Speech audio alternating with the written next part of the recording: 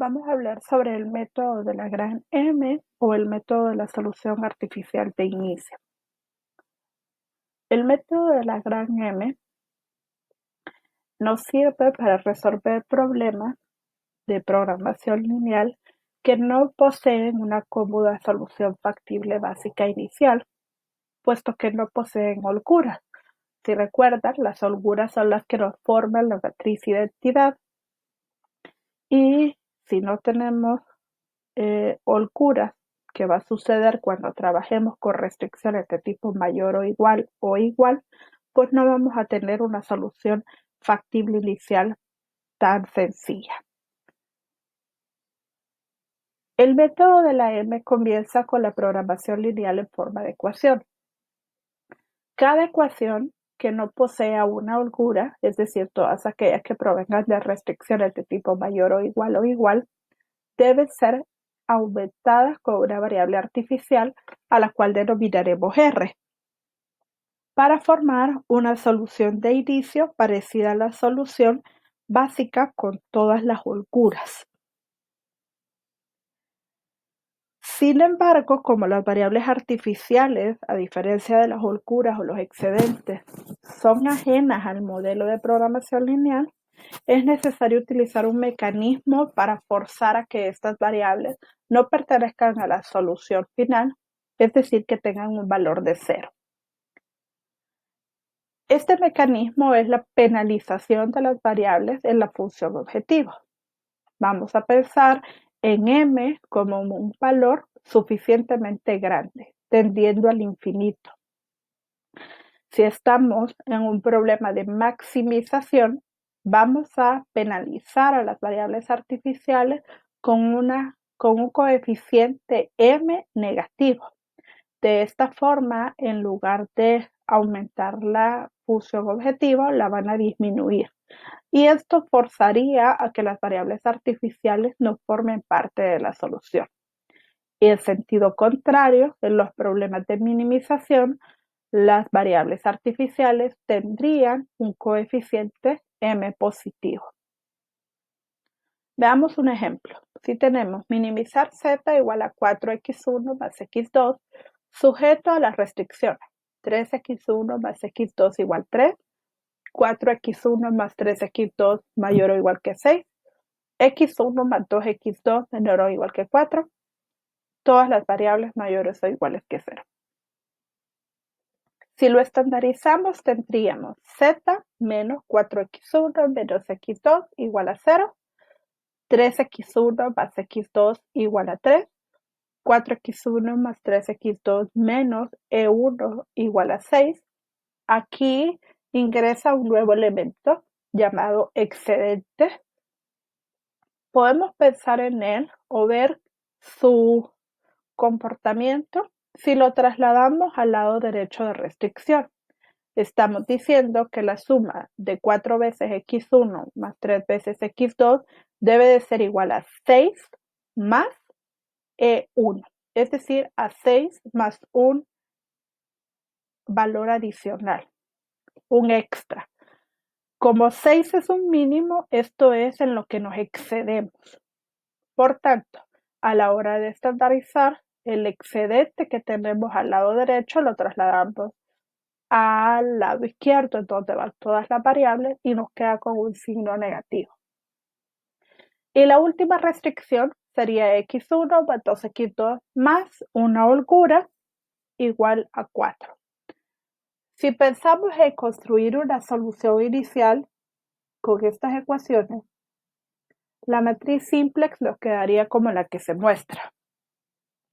Como vemos, únicamente S1 posee la propiedad de tener un 1 en el intercepto de S1 con S1 y todos los demás son 0.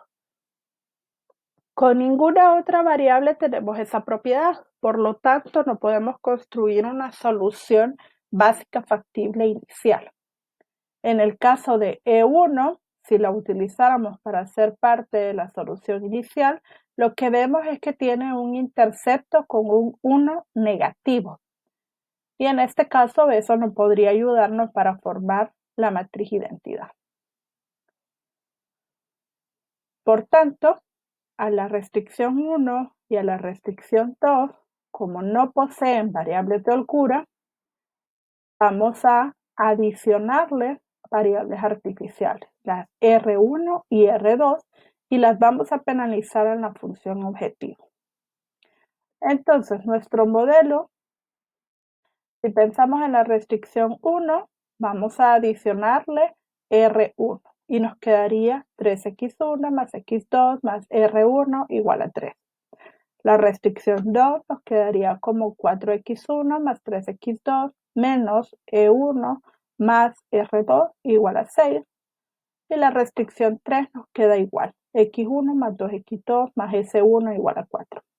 La función objetivo debe penalizarse. Como estamos minimizando, las variables artificiales deben de tener un coeficiente positivo m. Al pasarlo al lado izquierdo de restricción, nos van a pasar con un signo negativo. Entonces nos quedaría z menos 4x1 menos x2 menos mr1 menos mr2. Y eso igual a 0. Ahora sí, podemos obtener una solución básica de inicio. Como podemos ver, ahora R1 con R1 tiene un valor de 1 y casi todos los elementos son 0. R2 con R2 tienen un 1 en el intercepto y casi todos los elementos son 0. S2 tiene un 1 en el intercepto y todos los elementos restantes son 0. Como vemos, R1 y R2 tienen coeficientes de menos m en la fila de Z, lo cual corresponde a una inconsistencia, puesto que siendo variables básicas deberían de tener un coeficiente de 0. Para resolver esta inconsistencia, lo que vamos a hacer es que vamos a crear una nueva fila de Z, a la cual llamaremos Z'. Esta va a venir dada por la suma de la Z original más m veces la fila en donde tengo una variable artificial. En este caso, la fila 1 o la fila de R1. Como R1 en el intercepto con R1 tiene un 1, al multiplicarlo por m y sumárselo a la fila Z original, nos quedaría m menos m. Esto haría que el coeficiente de la fila Z se convierte en 0. Lo mismo va a suceder con la fila donde tenemos la otra variable artificial, es decir, la fila R2. Si yo esta la multiplico por m, el 1 que esté en el intercepto entre R2 y R2 sería m, sumándoselo a la fila de Z original, me quedaría m menos m, y eso hace 0 el valor de R2 en la fila de Z. Entonces, nuestra nueva fila 0 sería Z'.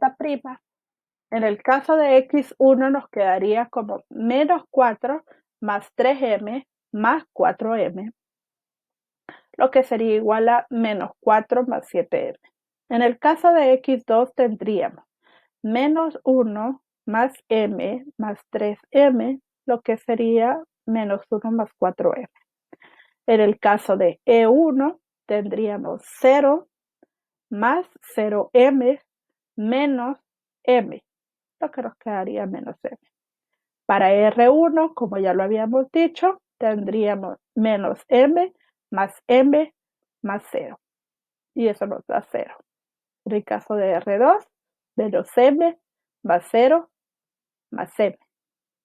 Tenemos un 0. En el caso de S1 nos quedaría 0 más 0 más 0. Y finalmente para el BI tendríamos 0 más 3m más 6m, lo que nos da 9m. Con esta nueva fila Z, ahora sí podemos ver que se cumple que los coeficientes de las variables básicas en la fila de Z son 0. Ahora, esta última tabla queda lista para aplicarle el método simplex. definiríamos como variable de entrada aquella con el coeficiente positivo más alto. Y si tenemos en cuenta que m es un número muy grande, el coeficiente positivo más alto sería menos 4 más 7m. En este caso, la variable x1 sería nuestra candidata a entrar. Y la variable de salida vendría dado por el cociente de 3 entre 3, 6 entre 4, 4 entre 1. Lo que nos daría como elemento de salida a R1 por tener un valor restrictivo de 1. Aplicamos las operaciones de Gauss-Jordan e iteramos. Y a partir de esto ya hemos resuelto nuestro problema de minimización. ¿Qué podemos concluir acerca del método de la gran M? Primero, que el uso de la penalización de M podrá no forzar a la variable artificial hasta el nivel 0 en la iteración simplex final. Esto va a suceder si el problema no tiene solución factible. Es decir, que si llegamos al óptimo y alguna de las artificiales forma parte de la solución, nuestro problema en realidad no tiene solución. Segundo, que la aplicación del método de la M implica teóricamente que M tiende a infinito, pero también es posible definir M como un valor finito, es decir, que le podemos poner un valor de 1.000.000 o de 1.000 millones y es permitido. Y hasta aquí con la explicación del método de la gran M.